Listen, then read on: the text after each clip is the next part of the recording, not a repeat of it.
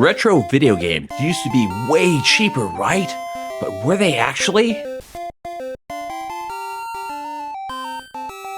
8-bit joystick. Nostalgia and inflation are both quite powerful drugs. Inflation distorts our perspective on video game nostalgia. We often think that things were cheaper than they actually were. I'm going to show you a series of retro game newspaper advertisements and flyers and then show you what they would actually cost nowadays. Inflation is a gradual increase in the cost of goods and services. It means that the cost of things go up year by year and the same amount of money will gradually buy less over time. Video games have always been pricey, but how bad was it? Let's take a look at some old store ads for video games and then adjust the prices for inflation. Now, on to the ads. Here is a newspaper ad from 1982. They have E.T. for $2,600 at $14.76, originally $37. Pac-Man, $23.70, originally $27. And they have the new ColecoVision advanced video game system for $176. But let's see what happens if you adjust that for inflation. Bam.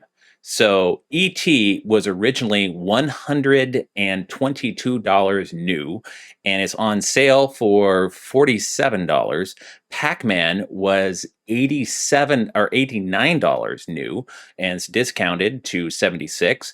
And the ColecoVision is $567. ColecoVision is actually more expensive than the PlayStation 5 if you adjust for inflation. Down there, you got Donkey Kong for ColecoVision, for Donkey Kong for Atari 2600. Again, that inflation really gets you. Let's move on. All right, so here's an ad from 1987, Toys R Us. They got the Sega Master System for $99, great, and the Nintendo Entertainment System with Rob the Robot for $139. Let's see what that is from 1987, adjusted for inflation.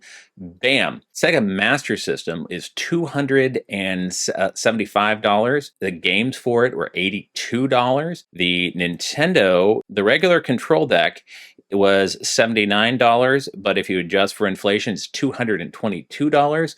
The pack with Rob and the Zapper was $385 if you adjust for inflation, and the games are $77 and $96 respectively from 1987, adjusted for inflation. Moving on. Here is a KB Toys ad from 1988. The control deck, Nintendo control deck, great deal. You got $79 right there. You got the NES Max controller. You got the NES Advantage over there, $40. Boy, that seems reasonable. Let's adjust for inflation from 1988. Bam! The NES control deck without any games is $211 adjusted for inflation. The NES Advantage is $105. NES Max Sports controller, yeah, they sold it for sports, $52. And this is from 1988, adjusted to now. Moving on. Christmas in October, they got the new Game Boy. So this is $89. Got Little Miss Makeup for $10. Some Ninja Turtles for $3.50, and the Nintendo Action Set with the Zapper for $99. So adjust from inflation from 1989. Bam! The Game Boy was $227 in today's dollars. The Nintendo Action Set with the Zapper and Super Mario Brothers and Duck Hunt, $252. Little Miss Makeup is $50. Ninja Turtles, $9. And that Micro Machines Helicopter, $25. And these are on sale, so the actual retail prices were higher. Moving on. So here's 1989. The Sega Genesis came out. Freaking love that. I had that, got that right there with the Altered Beast. Altered Beast used to be impressive. And let's see. So Altered Beast with the Sega Genesis. Boom. $480 adjusted from inflation from 1989. So again, the Sega Genesis, also known as the Sega Mega Drive, when it originally came out, close to PlayStation 5 prices. Moving on. So the Sega GameGear from 1991. So the games are $20. Got some Beavis and Butthead, not terribly bad. They got some discount GameGear Blackjack. But Sonic Blast for Game Gear, $35, $129 for the Game Gear from 1991, adjust for inflation. Boom, $300. The Game Gear is $300 adjusted for inflation. Sonic Blast for Game Gear, $80. And Beavis and Butthead for Sega Genesis, $46. And that's on sale. So it was initially a lot more than that. Moving on. Okay, 1992. So this is KB Toys. The NES has been on the market for a while. It's the challenge set. That's actually a really good. That's actually a really good deal. $89 with Super Mario Brothers on the challenge set. Super Mario Brothers 3 for $45. Tetris. Let's adjust for inflation. Boom. So the Nintendo Challenge set, which is the regular control deck with Super Mario Bros. 3, $201 adjusted for inflation from 1992. Tetris, $71. Super Mario Bros. 2, $89 adjusted for inflation. Super Mario Bros. 3, $100 from $1992 adjusted to modern. Moving on. 1992, Super Nintendo came out. So you got the Super Nintendo, $169. Sega Game Gear, $120. Sonic the Hedgehog for Game Gear, that's actually a really good one, for about $35. Let's adjust for inflation. Boom. So the Super Nintendo, $379. Came with you could buy F-Zero for $111. Madden, again, $111. WrestleMania, $122. Pit Fighter, which is a terrible game, for the Super Nintendo, $122. The Sega Game Gear on sale for $278. And Sonic the Hedgehog for Sega Game Gear, $78 in 1992. Moving on. The N64, the future is here. Here's a Toys R Us, $199. Boy, that's a reasonable price. And you also got to get a copy of Super Mario 64 to play on it because it didn't come with any games. Let's adjust for inflation. $400. The N64 is about, that's what a PlayStation 5 without a disc drive goes for. And since Super Mario 64, which is, let's just face it, that's a game that you got to get, $120. So the N64, when it came out with a game, is almost the price of the PlayStation 5. Moving on. 1996, speaking of PlayStation, the PlayStation 1, great game system. Or 1996, adjust for inflation, $400. The PlayStation 1 is $400 if you adjust for inflation. Twisted Metal 2, again, so these aren't actually on cartridge, these are on CD, but $96. Crash Bandicoot on sale for $86. Mortal Kombat Trilogy, $96. Okay, 1996. So again, there's N64 controllers, the Game Boy Pocket. Let's see what that is. All right, Pilot Wings 64, $120. A extra controller for your Nintendo 64 with various colors, $60. The Game Boy Pocket, $120. Donkey Kong Land 2, $70 for the Game Boy Pocket. The Sega Saturn came out.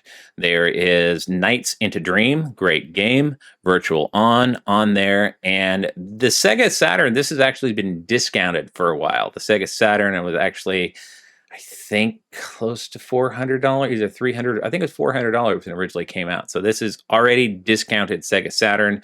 $391. So the Saturn, when it launched, was definitely a lot more than the PlayStation 5. Nights into Dreams with a controller, $103.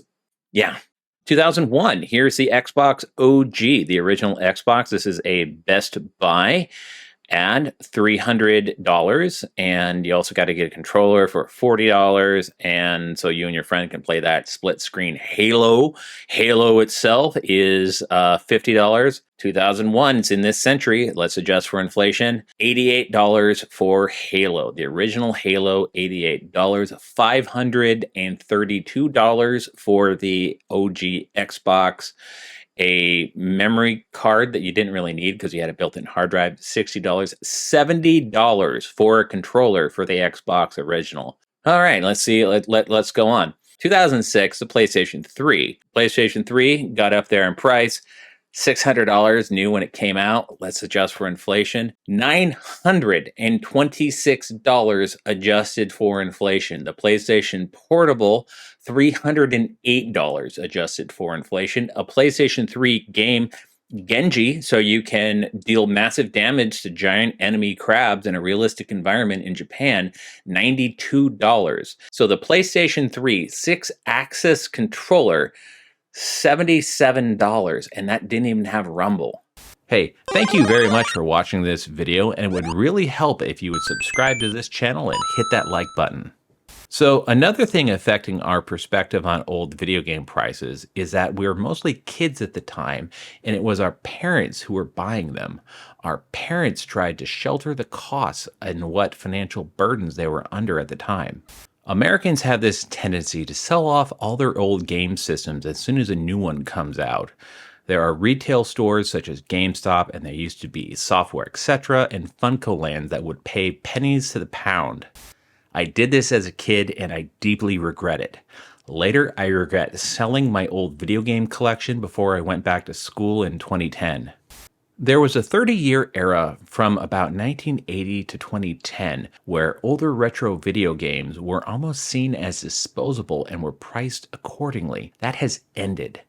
Then things pivoted away, and now they are definitely seen as collectible, and prices of them have definitely skyrocketed. So the perception of older video games being cheaper is because of inflation and also these 3 decades of people valuing cartridge at lower prices. Video games have always been an expensive hobby. That inflation really knows how to twist the knife. So I'm going to offer my suggestions about how you can enjoy playing retro video games these modern days without breaking the piggy bank. So if you go to a retro video game convention and it's winding down and you see a game, don't be ashamed to haggle a little bit and point out that you're offering cash because there are credit card processing fees that you are helping the seller avoid by paying in cash. It is entirely reasonable to see if they're willing to take 10% off the price so they can chalk it up as a sale at the convention and they don't have to take it home. Remember the phrase, "Hey, I can pay in cash. Do you have a cash discount?" It definitely depends on the stores, but I have found some really good deals at some local independent game stores, and I always suggest that if you have any in your area or you're visiting a city, then you definitely check them out. Often, they will have their games priced based on their conditions. I do not play with the boxes and cartridges that the games come in. It's shocking just how expensive buying boxed copies of a game can be. And if you're open to buying a copy that is disc only or cartridge only, then you can really save a ton. I prefer cartridges that are a little more pre-worn, pre-used, and pre-loved. I don't really play the label, and if the label is faded or scuffed up, then it can make a big difference in the price.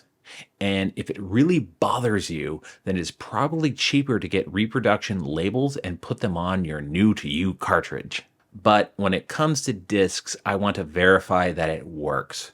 Nothing is worse than finding a rare, expensive game only to find out that its previous owner was a kid who played gravel frisbee with it.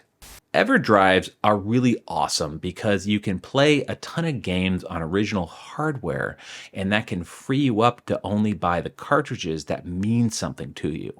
If your motivation is to play retro video games and not physically collect retro video games, then using an emulator system or FPGA system can give you access to an incredible variety of games and game systems without having to have a physical copy or original game hardware. If you just want to kick back and play the English translation of Boku no Natsu Yasumi's 2 on a computer, then there is no shame in that than trying to get it to work on a real hacked PlayStation 2. FPGA definitely has its fans for its incredible level of accuracy, but emulation tends to run on a greater variety of hardware, and for a lot of systems, it can be really difficult to tell the difference between emulation and FPGA, but I could make an entire video on this. Imagine having a smaller collection that's only full of cartridges that you want to play. That's some Marie Kondo stuff right there. If you embrace the concept of only buying cartridges and discs of games that you really want to play on physical, and you limit your collection to those games, it means that you love every single piece of your collection, and that would truly bring joy to Marie Kondo senpai. Brings joy. If you don't set a budget, it is a really slippery slope to let your collecting habits really negatively impact your life. I can't tell you how painful it is to see collectors on social media spend a whole bunch of money one month to buy a whole lot of high ticket items and then realize that they need that money for living expenses, and then they try to sell off their stuff to deal with their cash crunch. Both collecting and gambling have a huge dopamine rush, and it's dangerously easy to go over the line. Say you set a budget of, say, $120 a month, and you find that one super expensive game for $120. Buy that one game, and that's all you're going to spend on it for the rest of the month. Or likewise, you could get four $30 games or not add anything to your collection for 4 months and then get yourself that $500 copy of Panzer Dragoon Saga. If you choose a system that you really care about and you specifically try to collect for that system, you can get a lot more out of your money instead of going in a lot of different directions. Another tip is pick a system that you really like and isn't necessarily the hottest trending game system to collect for. Spending $200 to pick up SEGA GameGear games is going to get you a lot more games than, say, Neo Geo or TurboGrafx 16. But I love those. But I don't have Neo Geo. So if you really want an expensive game and you don't really want to pony up a ton of money, then it is completely acceptable to buy a bootleg reproduction cart just to have and play. I ordered bootleg European copies of Earthbound and Chrono Trigger that I can play on my Super Famicom, and I think it's really cool that these games were not released in Europe, but I have them. Just make sure that you know that you're buying a reproduction and never sell it, or you can mark it as such. Just write repro on the back. Here's my bootleg version of Pizza Pop for Famicom. So I can definitely justify the cost of $12 to order this on AliExpress, but I cannot justify $150 to $200 for an authentic rare Famicom version. It used to be garage sales and flea markets were awash with cheap, affordable Nintendo and SEGA games. However, this has greatly dried up, but there are still some great deals to be found. There are online groups in your area for people who like retro video games. Each individual is going to have a different list of games that they are looking for. You might have games that you're willing to pass on to them to trade to get the games that you want. We are talking about buying and selling retro video games that have been around for decades. It is important to realize that it's a marathon, not a sprint, especially if you enjoy the thrill of the hunt and savor it. I don't know why people complain about the price of modern video games. They actually have a lot higher development costs. Video game development used to be done in smaller teams. As modern game systems increase in complexity, so do the amount of time and effort used to develop the graphics and programming routines. And so has the cost of living to pay the game developers a reasonable amount to live on and not want to go work for your competition. There are many different factors that can cause inflation. 42% is caused by government spending. 17% is inflation expectations. That is the amount that people assume prices will go up. 14% of inflation is due to higher interest rates set by the Federal Reserve. Another factor is corporate price gouging, where they just raise the price of things and blame it on inflation and then just pocket the difference. In 2017, the U.S. administration passed massive tax cuts for millionaires and billionaires, and at the same time, they did not reduce government spending. They also passed massive tariffs on imported goods, which raised the costs that were passed on to the consumers because of the high rates of overseas manufacturing. Then there were massive deficit spending that happened in 2020 with the economic stimulus and the spending to deal with the COVID pandemic. But it was mostly the tax cuts for the rich that caused the long-term inflation that we see now. Anyway, I know that you're not coming here for a deep discussion on financial policy, but there are links that I'm going to be citing in the video description below. Tune in next week since the video will be on the legacy of Zelda. 2 more games that were inspired by the legend of Zelda.